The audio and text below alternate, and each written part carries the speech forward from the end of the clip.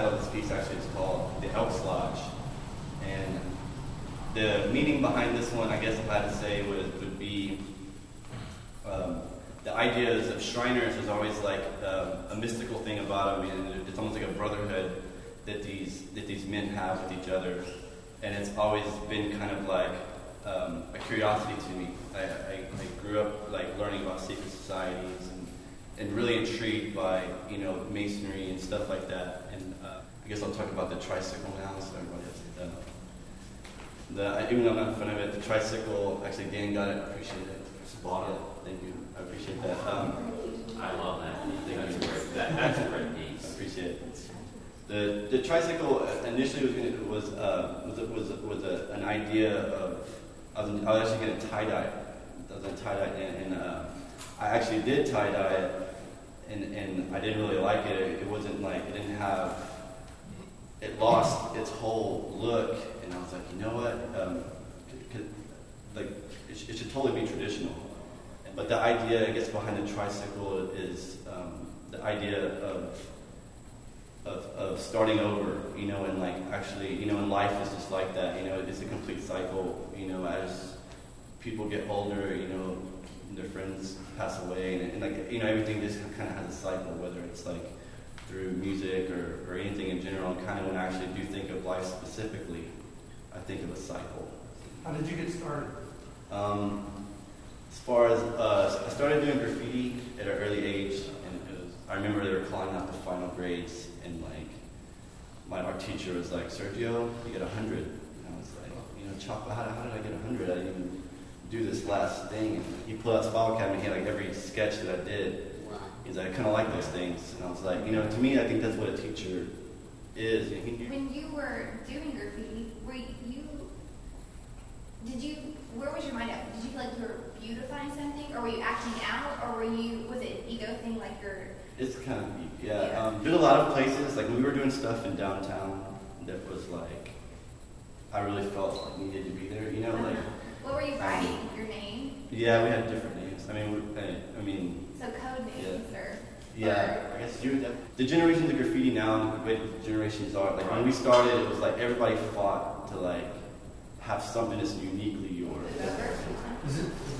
Yeah, this is one of the three pieces that I got here on display. I guess I'll kick off. I work for Icon Inc., which is a mural company, big time mural company here. They've done all the large scale murals besides the whales here. I signed on with them to kick off the Phoenix at Midtown project over on Mockingbird 75. It's got 7 super large scale murals. The paint is a potassium silicate mineral paint, which is utilized on the exterior, outside, because it's extremely light fast. It's made from raw, like rock or stone. Like the pigment can take a beating from any acid rain or a Texas sun beating down on it. It won't fade or anything for 75 to 100 years. Given the parameters like I was speaking of with the paint, it totally, like, a lot of my style of painting shifted. It had to be able for me to utilize it. So a lot of the stuff is more layered because it dries so fast. You can't do big giant wet blends or anything like that. So it definitely became like, one hit, another hit, mix another color and another layer, and try to give the illusion of a blend given a cross-hatch technique or anything, just trying to step down one color, just mixing it to try and give this illusion of this blend. They're very opaque layers, they're not mixed or blended. So as far as what I'm painting about, it's tough to say because really I try to keep the paintings open, throughout the entire process of the painting process. I don't start off with like a sketch or initial idea or something that I'm trying to achieve necessarily, other than just a final product really that is pretty much just a documentation of me, the painter, the paint, and the paint surface. The title is pronounced Dogonlios, and it really is just a fusion of the Dogon tribes.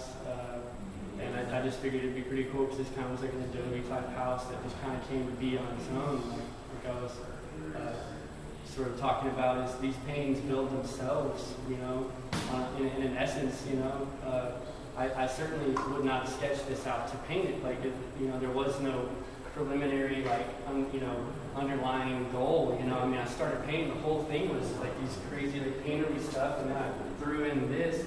It's like an act and response method. I do something, I look at it, I stare at it, and I respond to it, and I end up responding to both of those, and I respond to this one, and then it starts to build, and I want to block this out, It stays fresh, in my opinion, And as far as the titles go, the titles of all the pieces really are just kind of something that I thought was a good title for the final image itself, the object, It's not there to support it, or if you don't know what's going on, look at the title and help you out. That's not really, if anything, it's there to kind of throw you off on more. The ladder sometimes would represent an ascension of anything really. It could be spiritual, it could be physical, anything. And the door. Yeah, definitely. The doorways came to be a major element in my paintings a few years ago when I was going to school at School of Visual Arts, and I watched that movie Waking Life, and there's a quote or whatever. It started. I can't remember exactly how it started. It was a longer quote, but it was trying to remain in a constant state of departure while always arriving. And I thought that was just on point, and I thought that the doorway could represent that. It does represent that. Either you're leaving it or you're, entering it, And in Shadowbox, another piece over on the other side, has a figure that's kind of halfway inside this doorway, and the other, his lower half's definitely out and grounded with the shadow. It's really weird, it's just he's kind of trapped between two worlds in a way, But like I was saying, I didn't have that set idea beforehand, this painting and this concept and this idea started to build itself, So it's spontaneous, but it is representative of something. Yeah, it represents, every time I approach the painting throughout the period of time that it's being painted, it's like a new person. I'm not the same person I was yesterday. Like how the apartment building we did, when you're applying to paint, and I know it's more difficult to work with, the task silicate. What kind of a job is that? I mean, how kind of task is it? Yeah, how long does it take you to paint a mural of that scale? And how do you apply it? Oh, well, this paint, the potassium silicate is the vehicle and also the binder in a way, so you can't use water or anything, and the paint is very thick. Luckily, it's already in a liquid form that the company was able to achieve for us, and it wasn't just a raw pigment, which makes it workable out on site or in the studio and not very toxic and dangerous. But it has a very specific breaking point where when you're trying to dilute this stuff down, if you go past it, you just ruin the entire color that you mixed, or no matter how the amount of quality, you just totally wiped it out. And there's restrictions in temperature and everything, so. Because I imagine they had something they wanted you to paint on the building, right? Yeah. It wasn't a free No, they had a rendering that was in scale, that was painted in the same paint, and we covered it with acetate, and we would mix the color on site and be able to try to achieve it right there and match it. And because everything's so large that, when you're at that wall, everything's just an abstract shape, Like I was saying earlier, it's like a fingernail, this big, it's just, you don't really, everything has to be so dialed in beforehand, But as far as the paint goes, like I was saying, we had to be careful that the temperature was not going to dip below 30 degrees in the winter when we were working. We were willing to work year-round and stuff, but you start painting, and then also the temperature dip below 30 degrees, and everything you just painted that wasn't completely cured out turns completely white, like titanium white. So how long did that building, the Phoenix, take to do the murals over there? 2.5 years. Oh my